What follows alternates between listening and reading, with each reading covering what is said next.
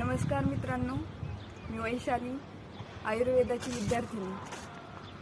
आपण नेहमी एक शब्द ऐकतोय, आयुर्वेद आयुर्वेद आयुर्वेद. मग नेमके हा आयुर्वेद आहे तरी काय? तर हा आयुर्वेद काय आहे हे सांगण्यासाठी आचार्य चरकांनी अतिशय छान असं सूत्र सांगितलंय.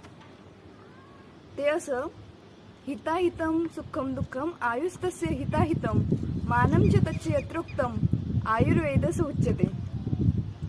हितायु, सुखायु, अहितायु आणि दुःखायु अशा 4 प्रकारच्या आयु म्हणजे जीवनशैली असतात.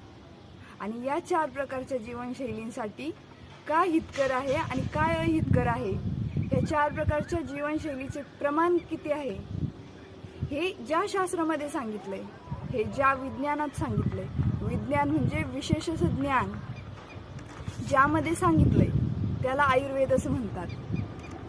मग प्रश्न पडतो, सुखकर काय, हितकर काय?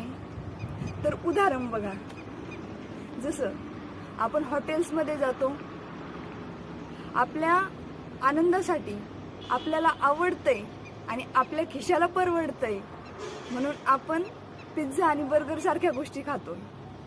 परंतु विचार केला तर ह्या गोष्टी खरंच आपल्यासाठी चांगल्या आहेत का? तर याच्याबद्दल तुमचं सुद्धा उत्तर असेल की नाही. म्हणजे ह्या गोष्टी आपल्याला सुख देतात, परंतु ह्या आपल्यासाठी हितकर नाहीत. आणि याचंच विपरीत उदाहरण जर घेतलं तर फ्रीजचं पाणी आणि माठातलं पाणी.